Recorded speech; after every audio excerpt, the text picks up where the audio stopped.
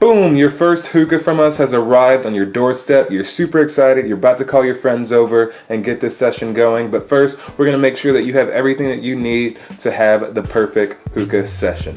Before we get too far, we're going to make sure that we have all of the items that we ordered inside this box and there's no missing or damaged items. If you do have any broken or missing items, be sure to contact us immediately and we can resolve this issue as quickly as possible. Before you get any hookah session started, especially your first one out of the box, you're going to want to make sure that all of your parts are thoroughly clean. That means your base, your hookah, and your bowl.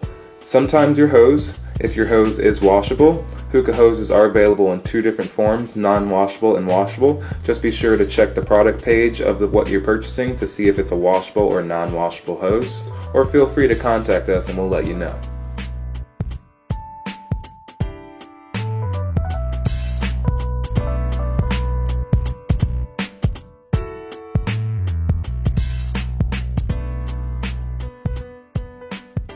When you're filling your base with water, it's recommended that you stop at about 1 inch to 1.5 inches above your downstem. If you don't have enough water, it'll be a very airy smoke and it'll be a little harsh. If you fill this up with too much water, it'll be very, very tight and it'll be hard to get smoke. This right here is your base grommet. It's what helps create a tight seal between the glass base and your hookah shaft. But it goes on the shaft first, not on the glass base first. When you're inserting your hookah shaft into your base, you're just going to make sure that your base grommet is leveled all the way around, otherwise you might have an uneven hookah. But once you're done with that, just apply some pressure and this will slide right into place. And you can give a quick test pull just to make sure that you're all good, but you never want to carry a hookah by the shaft. You always want to make sure that you're holding it from the base. Alright, this is your hose port. This is going to be a very important area in your hookah session because this is where your smoke is going to travel through. So you're going to make sure that this area is always clean and unclogged, and you're also going to make sure that you always use a hose grommet so you can actually have a very tight seal with no air leaks when you go to insert your hose for the first time. Alright, so as we climb up this ladder of assembly, one of the last pieces that we're going to put on before the hookah bowl itself is going to actually be the coal tray. This is going to be what holds your lit charcoal and sometimes unlit charcoal. It's also going to be where you kind of dump off some of your ash during your session from your charcoal. So it's a very useful piece. Make sure you keep it clean, and there you go. Alright, so the last grommet that we're going to be using on our hookah setup is going to be a bowl grommet. These things are available in a lot of different sizes because there's a lot of different bowl types on the market, and it can be used right on top of your bowl port just by sliding it over, or you can insert it inside of your bowl before you insert it on top of your hookah, just like that. And you're always going to make sure that you give it a nice quick tug test. Make sure you're all good to go before applying any heat on top. Boom! Alright, we've reached the top of the hookah, and that is the bowl. Alright, so the bowl that we're going to be using today is an Egyptian style bowl. These are available in a lot of different sizes, colors, glazes, but as long as you have this interior kind of setup like this, it is an Egyptian bowl. It's probably one of the most commonly owned bowls, so we're just going to show you how to use it. It's very easy to use, so we're going to get into it with some Flavour Shisha, which is what we have right here. I'm going to be using blueberry mint.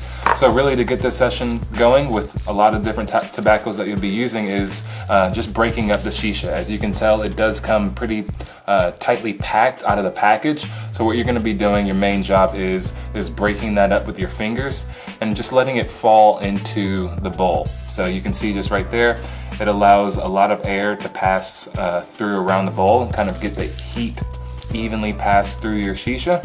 Alright, so breaking it up once again with your fingers and letting it fall into place.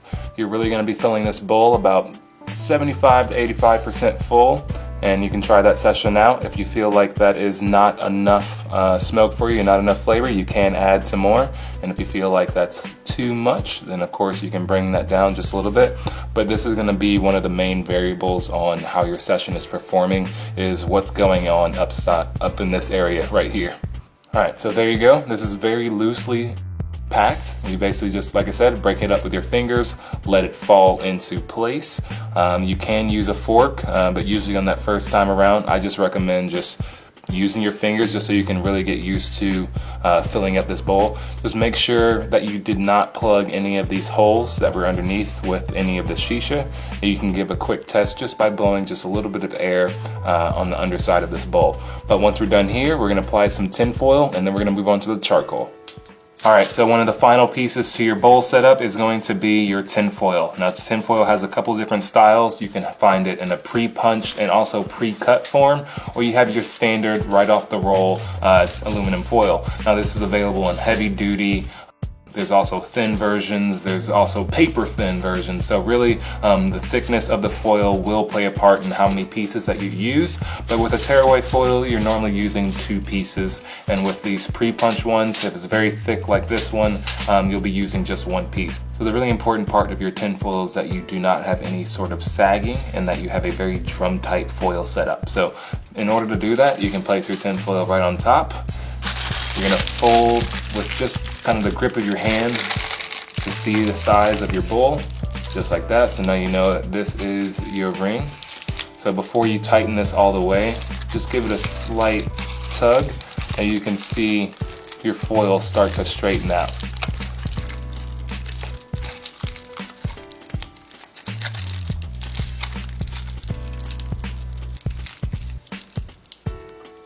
Alright, so using just the sides of the bowl, you can kind of pull down just a little bit to create a very drum tight, flat surface up here. This is going to help you have a very evenly cooked session. If you ever have any saggingness or kind of crinkled foil up here, it can cause your bowl to not heat properly, but it can also cause your shisha to burn funny. And in funnel bowl setups, it can block that spire and cause some foil drag and not enough airflow coming through. Alright, so we're about to punch our holes in our tin foil. So you have 2 options of tools to use. So you can use a foil poker. These things have a handle and a sharpened metal tip, which actually cuts through the tin foil very, very quickly, kind of just like that. But you also have a toothpick as an option. Toothpicks are great for people that like a little bit larger holes. You don't have to use as many holes because these holes are a little bit larger. But what you're also going to want to pay attention to is the sharpness of the toothpick. If you're using a dull toothpick, you'll actually have trouble getting through the tin foil, and it can cause the tin foil to sink in a little bit and cause a harsh bowl. So whenever you're using it, just make sure you have a nice sharp tip and you'll be able to punch through just very quickly, just like that. So what we're going to be doing is punching through about around 25, 35 holes. Could be more, it could be less. It's really going to depend on your style. The more holes that you have allow some heat to escape, but it's also going to give you some airflow. If you don't have enough holes in your bowl, your heat will be trapped inside of this. It'll also create kind of a more restricted inhale and a very hot inhale. So there's a couple different tweaks that you can make to this in order to get the session that you want. It just really just kind of plays into how you do this top part.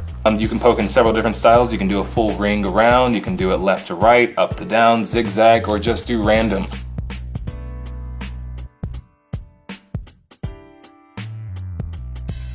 Alright, now that I've got my holes punched in my bowl, let's get my grommet on, and look at that. You have a ready-made hookah head. You are good to go. Look at you go. Let's get smoking. Boom! Are you ready to get some heat going on your bowl? All right, so you're gonna need charcoal for that, right? And we have 2 different types of charcoal pretty much on the market, and that is quick lights and natural charcoal. All right, so your quick lights, probably going to be what you've heard about the most. Your friends have these, your hookah lounge have these, and sometimes they arrive with your hookah right out of the package. So with this, the only thing that you need to get this coal completely lit is a single flame. That means a lighter or a torch.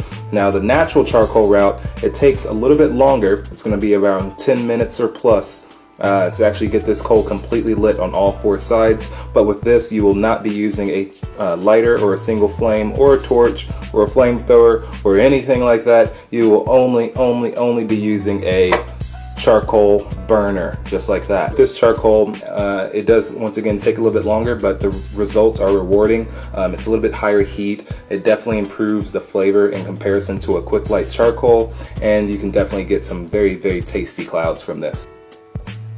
Alright, no matter where you light your charcoal, just make sure that you're in a well-ventilated area. The smoke and smell that kind of comes off of these coals during the lighting process, you don't want around or in your hookah session or even really trapped inside your room, your smoking room. So just make sure that you've got a fan or just a well-ventilated area. Of course, you don't want to have any sort of clothing or flammable materials around your burner area, but just make sure that you give it some space and that you also keep your charcoal in a dry area as well to create a longer lasting charcoal. Alright, so while we have our natural coals burning on here, since it's going to take a little bit, I'm just going to show you really quick how to actually get your quick light charcoal started. So with your charcoal inside your tongs, you're going to take a lighter, and once you see that spark start to happen, it is good to go.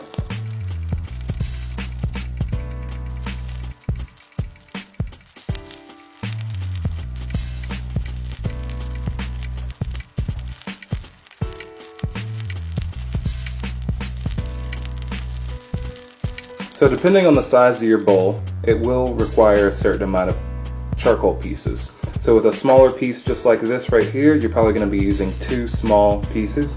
And then depending on the amount of heat that you want from your bowl, you can be using 3 cubes or 2 flats. It really just depends on your setup.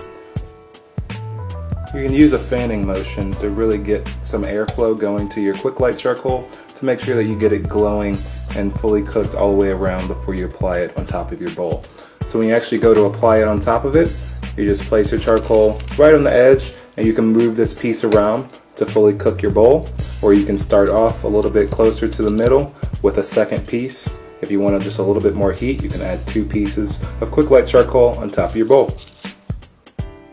Alright, so natural charcoal will basically be lit until the underside is completely cooked, at which point you're going to want to flip it, and usually this is at the halfway mark of your 10-minute to 12-minute counter. So once you have your charcoal in your tongs, you're going to flip it and let it rest in that same spot, and just do that for all 3 until your charcoal is completely and thoroughly cooked. Alright, so once your natural charcoals are cooked, they are glowing, there are no black spots on them, that is when you're going to want to take them and place them on top of your bowl.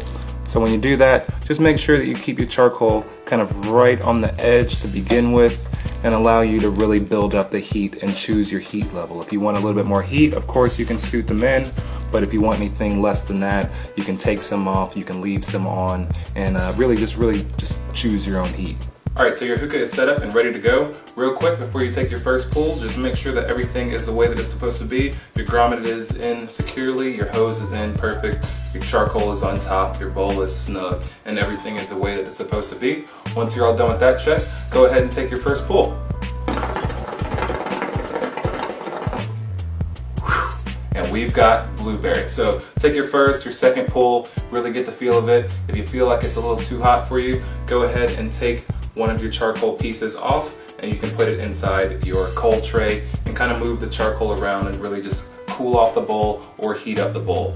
Now if you're using quick lights or natural charcoal, either way there will be some ash that builds up, and once again that is what this coal tray is for. You can just dump off some of your ash, just let your charcoal just drop inside the tray, and then you can place your charcoal right back on top of your bowl, just like that. So while you're smoking your hookah, if you ever feel like it's getting a little too harsh or it's getting too hot, make sure to use the purge function to purge out any old or stale smoke or hot smoke, and also use this to cool off your bowl. You can do that really quickly just by purging, just like this.